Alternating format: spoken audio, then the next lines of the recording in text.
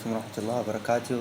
أحبابي، اليوم الشرح راح يتكلم عن كيفية الهجوم في الحرب وشلون تحصل 3 نقاط. راح أشرح شرح مفصل، بس أريد منكم تشتركون بالقناة وتدوسولي لايك فديتكم. طبعا هسه نطب على الكلان، حرب الكلان. طبعا احنا 30 نقطة، لأن احنا نفهمهم للجميع شلون نهجم وشلون ندمر قبل لا نهجم ونسوي خطة. اول شي انا راح افوت على الاعدادات. حبايبي، اول ما بديت ضربت هاي بصاعقة. هاي ضربتها بصاعقة ليش؟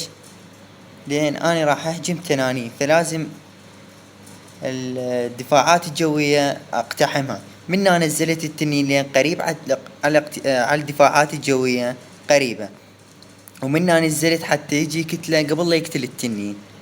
لان من ينقتل التنين المتجه على الدفاع هذا راح اخسر، لان هي اللي يجي راح يقتله، فراح اخسر بالمعركة.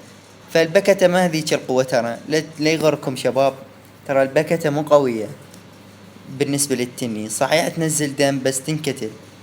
بقالي هذا الدفاع الجوي. نزلت الكينج حتى يفلش لي، هاي حتى يفلش لي مال الفلوس، معامل الفلوس، حتى انزل التنين اللي عندي بالدعم هنا حتى يجي يقتل لي هذا الدفاع الجوي، حتى يقتل لي اياه، حتى اسيطر سيطرة تامة. هسه انا من هالصفحة سيطرت سيطرة تامة، بقت لي بس هذا ينقتل. هذا من ينقتل اني افوز بالمعركة. فنزلت التنين هنا حتى يصير راح يقوم يضرب هذيك الصفحة. طبوا التنانين من هالصفحة وطب راح ينقتل هذا الدفاع، راح يتفجر الدفاع الجوي. هسه انا اقولكم فزت بالحرب. ليش؟ لان ما بقت الدفاعات الارضية الارشر ما تنزل دم هواي من التنين، باعوا ما تنزل دم هواي من التنين حتى اذا تضربه، بس الدفاعات الجوية تنزل دم هواي من التنين. هسه جينا هنا شوف، هسه اصلا هذا صار ليش قد يضرب عليه لحد الان ما مات، يعني لحق يقتله. راح يجي هذا من وراي يفلش هاي اللي تعكس مسار التنين، فلشها الدافع مال الجوية. فجبت هسه طبوا فلشوها. هسه اني فلشت بقعتها هاي البيوت الصغيرة، وهنا بيت بسيطة. هاي هذا اول هجوم. ثاني هجوم باعوا. هذا عمار تكريتي همين هجم نفس الطريقة مالتي، كان كله يهجم نفس الطريقة، لان هاي الطريقة مجربة 100%. راح يقصف هاي عمار تكريتي، قصف هاي فلشها. راح ينزل الكينج هنا، بس الكينج مالته ما لحق يفلش هاي حرامات.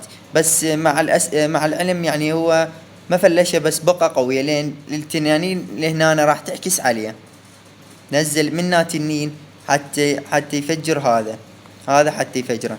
فما بقى شي، كلها ضعيفة بقت. بقى حبايبي فجرها كلها، وهسه فاز اخذ 3 نجمات. اهم شي عندكم تفجرون الدفاعات الجوية، يعني اذا تهجم تنانين لازم تخطط شلون تفجر الدفاعات الجوية، وما عليكم بالبقية. يعني مثل الارشرات، برج الساحر، هاي بسيطة تنكتل، بسيطة ما تنقص شي. هذا الهجوم مالتي الثاني بالحرب. راح افلش هاي الدفاعات الجوية ب3 صواعق تتفلش، حتى لو كانت مستوى سادس ب3 صواعق تتفلش، او مستوى سابع ليفل 7.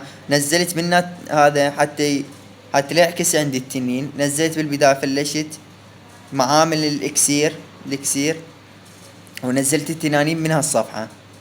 وانا اقدر انزلها من الصفحة، بس من هالصفحة ليش؟ لان اقرب على الدفاعات الجوية، حتى قبل لا ينقتل التنين يجي يفجر الدفاعات هاي. وحطيت مسرع حتى لا يموت التنانين كلها، حتى يصير اسرع قتل. شوف فجره، هذاك تفجر من ذيك الصفحة.